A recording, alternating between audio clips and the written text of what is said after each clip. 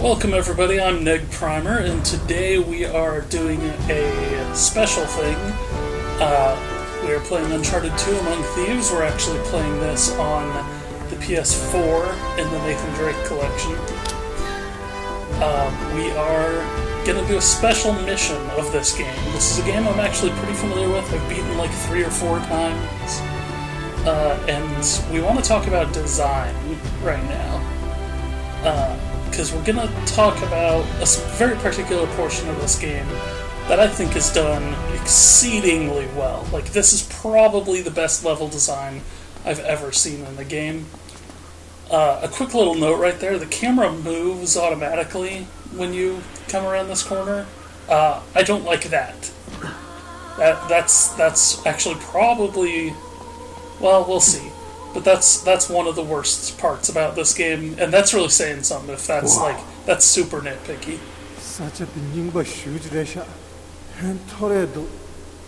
So this is most of the way through the game. Why do you bet we need to get to that statue?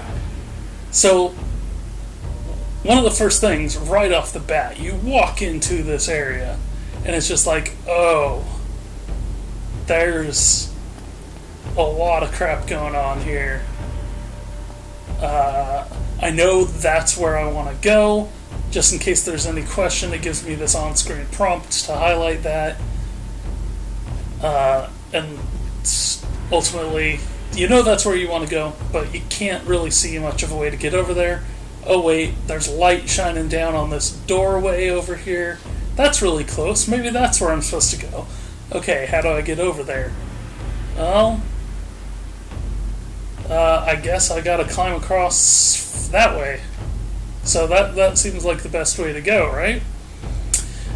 It's really important that they do that because that's the side I'm going to go on, whereas Tenzin, my companion, is going to be on this side over here. And it's specifically highlighting which side I'm going to be on and everything, and that's really amazing. I mean, that seems like such a simple thing, just put a bright light over there, but that really brings out this whole area. And so I'll kind of just draw attention to things as we go across here. Now we come back to Tenzin, and he's just standing here. So if I go over here... Tenzin, come here. He calls Tenzin, who's my AI companion there, to come stand on this. Tenzin, stand on that other switch. Because it's like, no, you're going to go that direction. So it's right off the bat, it's forcing me to go the way it wants me to go. It's easy for you to say. And another important thing to establish here is we're already establishing a couple of different things. For starters, what I do on my side is going to affect what happens on his side, and that we can't progress without working together. But there's also going to be a mirror. So what I do on my side is going to mirror on his side.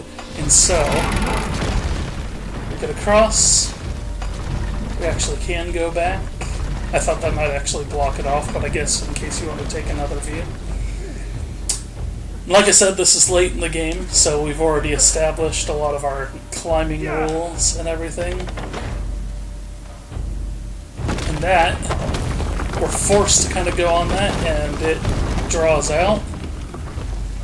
Establishing another important thing there is that everything is falling apart. And I want you to pay attention. So these handhelds are white, like just pitch white. And then this bar and the handhelds over here are yellow and gold and stuff. So they're establishing the use of color here as well. This is the important part. This is how you're actually going to progress. We have the things going in as we climb up behind us. So that gives us a certain agency here. Boom. That also goes in. We also couldn't get past until that went in. So it's establishing we need to wait sometimes for game state changes to come across. Boom. And then we hit that. And then obviously there's nowhere I can jump to from this. So I need to just climb down. We can actually just drop off. It's not that far. This game does have regenerating health, so I don't need to worry about damaging anything. But you can see there's Tenzin running around over there. Bet I could climb those. They were a little lower. It's like, oh, you need to climb those, but they're too high. We do see Tenzin hanging out over there, kind of coming across the same problem as us. But what's this? Looks like there's a switch down there. If you look back over on his side, you can kind of see the switch over there, but not really. That might be something they could have drawn a little bit more attention to. Boom. I pull this lever. You can see that helps him out. Pull that switch! Not me. So now I have to sit here and watch him do the same thing. Now we're talking. And that pulls everything down. If I'd stayed in there, that would have shown these coming down. Get up here, and Tenzin is already leaping across. So I can actually learn how to do this just by watching him, or at least what I'm supposed to do. Not necessarily exactly, the pattern to take and all that, but you can see quite a bit. Basically, the idea here is to just jump across each of these. You obviously have to stay away from these wood planks, or they will knock you off. Boom. Right there. And then the camera kind of adjusts itself to let you do that. And so you get limited control at certain points of the camera, so it can show you where you need to go. So I made the cross, presumably Tenzin on the other side made the cross. You can see if you look through here, there's actually... I gotta get on that wall. I don't think I'm gonna try this out, but I actually don't think I can jump... Oh, I can jump that, okay. I could have jumped either way and made it up here, is kind of the point. And you can see there's a little hole there. That's actually ultimately where I'm trying to get to, I believe. Or at least I will be there at some point in the future. Stuff's crumbling a bit. And you can see there's kind of only one path forward through this, but they do a good job of making it look like there's a lot going on. And they do this... I probably should have looked down before now. They do this by showing off how much all there is to do. You can actually even see over there's a treasure that I missed. See that blinking light over there? And then now we have pieces that are moving, more pieces that are moving. It's fairly safe. It's really hard to die on that. Basically, you could just ride it until you get to the end. And you can always see kind of what the next obstacle is. You can see, okay, there's stuff down there. That means I'm probably going to be down there eventually.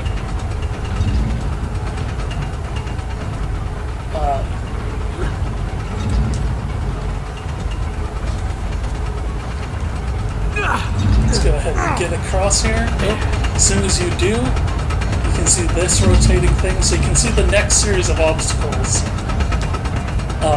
before I need to actually tackle them. And that's kind of a good thing.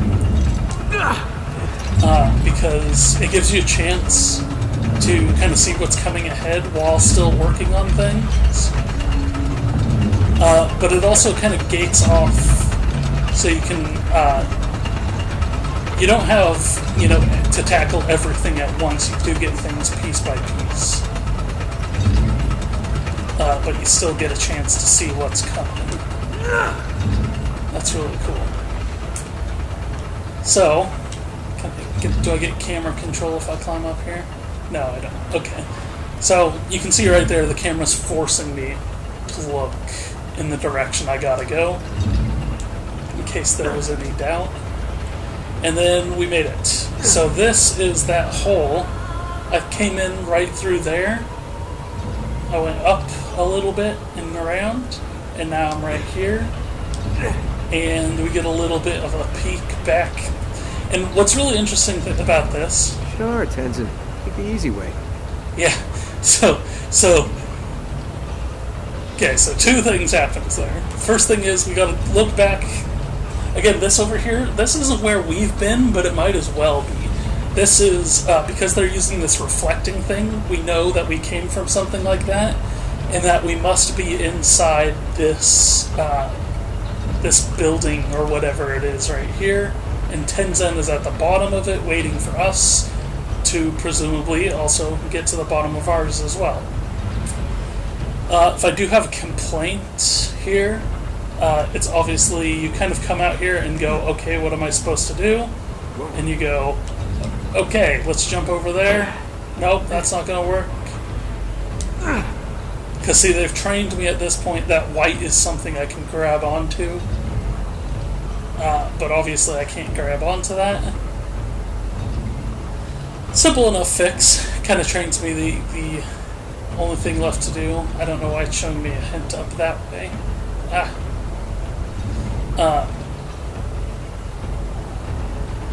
Whoops. That's interesting. So a little bit of a failure there on my part, but on their part too. You'd think they would. If I go too far on the other side, oops. Okay, almost died there too. If you go too far on the other side, it kind of blocks you from just running off the edge. But for whatever reason, it didn't on this side. I guess that's to make it easier because I do have to jump off. Sure, Tenzin. Take the easy way. Yeah.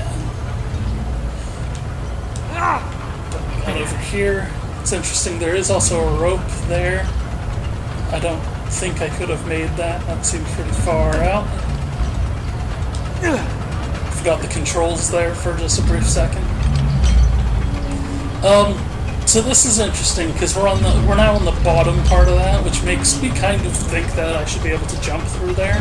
But we can see enough, and we've seen this rope earlier, that it's pretty easy to figure out. And basically, we can tell because the light coming down right where it is and everything like that. We got to jump over to this thing, and then we got to find a way to climb down.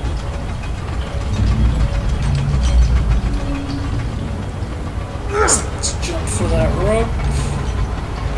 Let's grab this treasure while we're at it. Oh. Okay, I didn't need to jump there to get that treasure. You can see, even though I'm going to be down there, it does kill me. It actually wants me to progress. Even though I'm fairly confident I can go through much further drops in the game than that. Okay, so I wasn't supposed to jump there.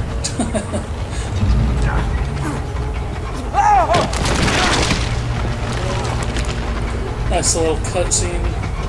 Just going, hey. Okay. So yeah, we saw this.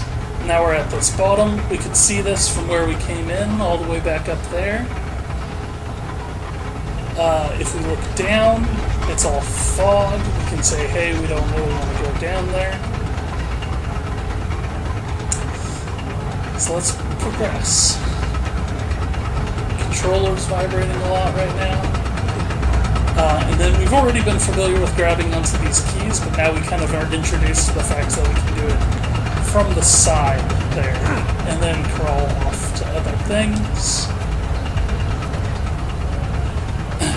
And then just go back over this, basically, to another hole in the wall. If we look around, that's where we came down. There's not really anything else to see in here.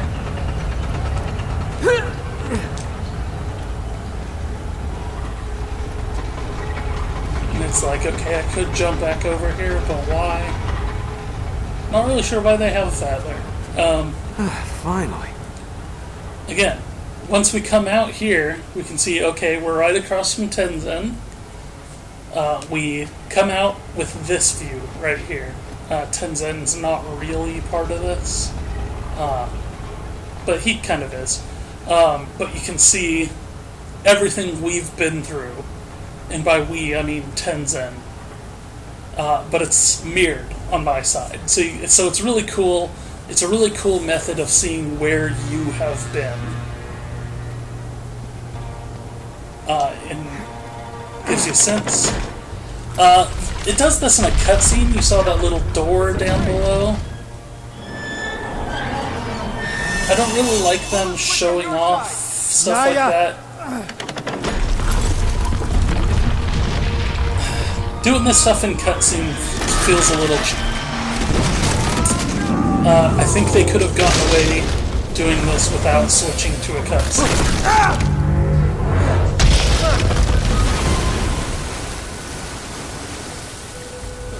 Great, now how am I gonna get across? And again, they could have done that a little bit better. They could have been like, oh look, now you can jump across their arms, and then just kind of had you look that direction rather than relying on those falling. But you can see those three things fell. They're still up over there, which makes sense for why Tenzin would get places before us, and we can actually watch what he does.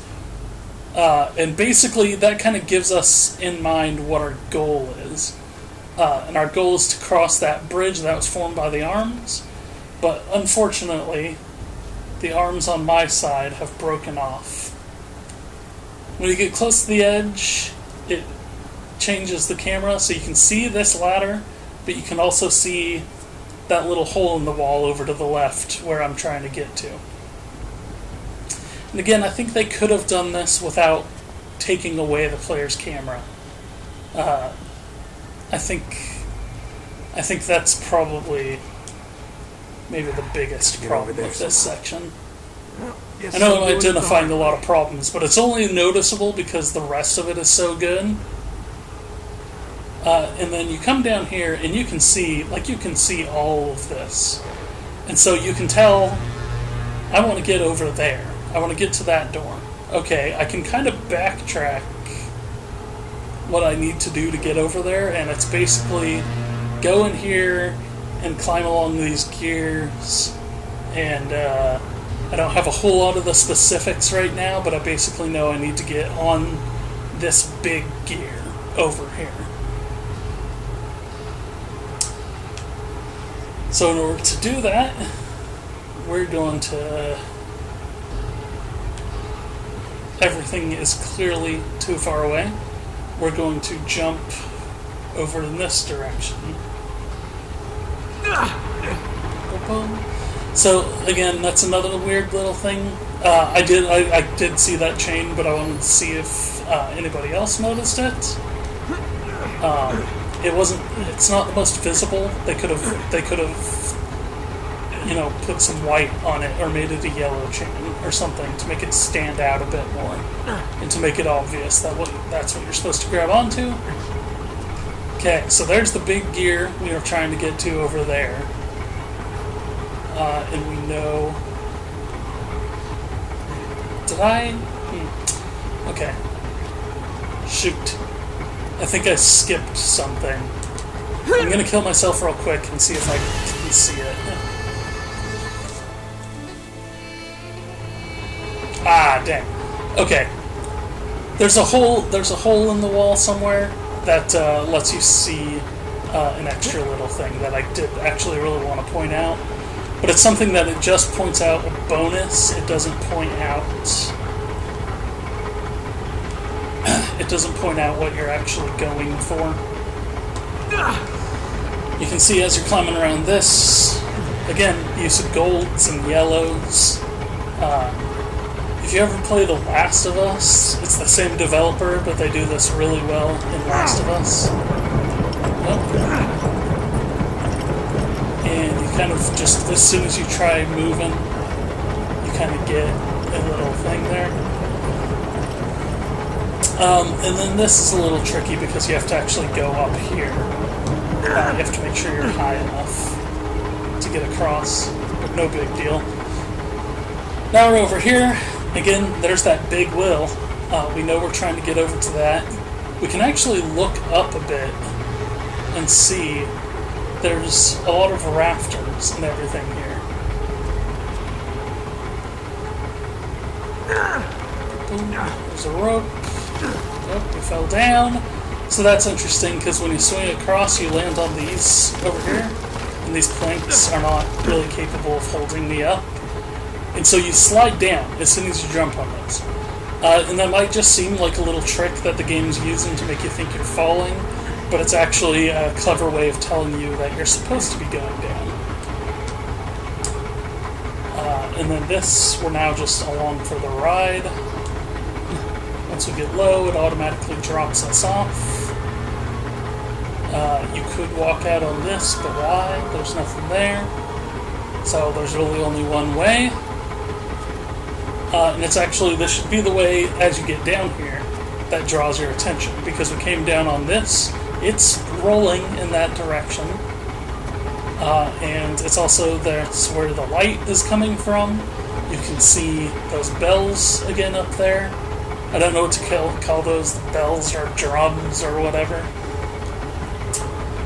But so that's clearly the way we're supposed to go. We're clearly not supposed to go into the water. It looks a little bit cold. And so this is, again, this right here is the big wheel that I pointed out when we first came in here. Oh, can't go up that way. What is a boy to do? Oh, this is a little... But yeah, we can go right up this, and you can see right there, the two of them overlap. And then this overlaps again. But it doesn't have you climbing along this thing. It does actually have a little rail there that's static, that moves. So now that we're up here, we could actually ride this to the top. Let's do this. Almost made me think it wasn't going to grab there for a second. So if we ride this to the top, I didn't show you this earlier, because it's not quite as amazing as it could be, but it's still a really cool thing. Like I said, you could see these rafters from down below, but you could also, when you're pulling that lever, if I had taken the time to really look around, I'm sure if you go back in the video, you can actually see it from when I'm at the top of the ladder. There's a hole here. Part of the reason it didn't stick out as much is there's actually a pickup on this little area that I've already got. One of the game's treasures. Completely optional things. Not necessary in any capacity. But it's a cool way of showing that there. And then it's easy to get back. You actually bypass this little thing. But we're back where we started now. Or not where we started, but before I took that little detour, we're back exactly where I was. You can see the arms over there. That's how we normally would have gotten across to over here. But we're Nathan Drake. We don't do things the easy way. Ours of course, broke. And then that little bit of a flaw there. I don't know if you want to call it my problem or the game's problem, but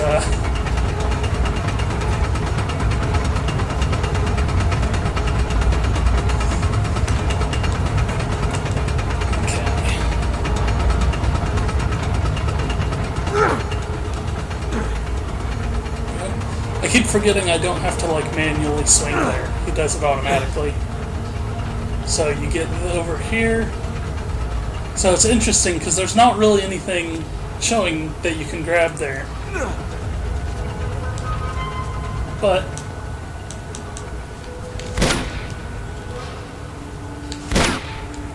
that time you have to actually shoot that out of the eye. And again, that's just a little treasure thing.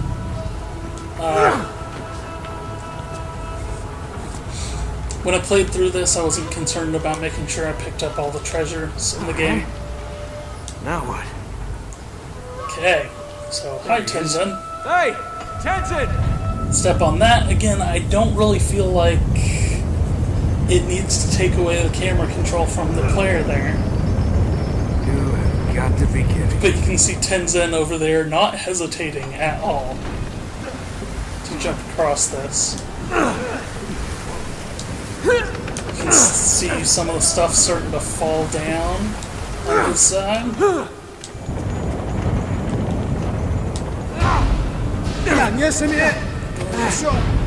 Good reflexes. Tenzin's good, buddy.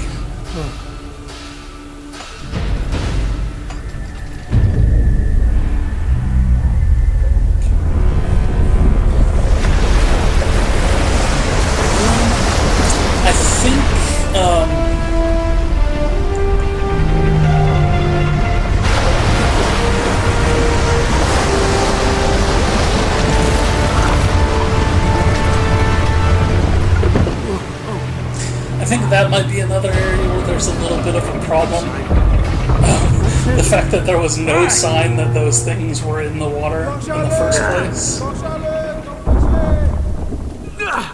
It would have been cool for them to do some sort of symbol. Okay. But alright, so we made it across. This is the big statue that we first saw when we came in. If we look back, that's where we came into the level.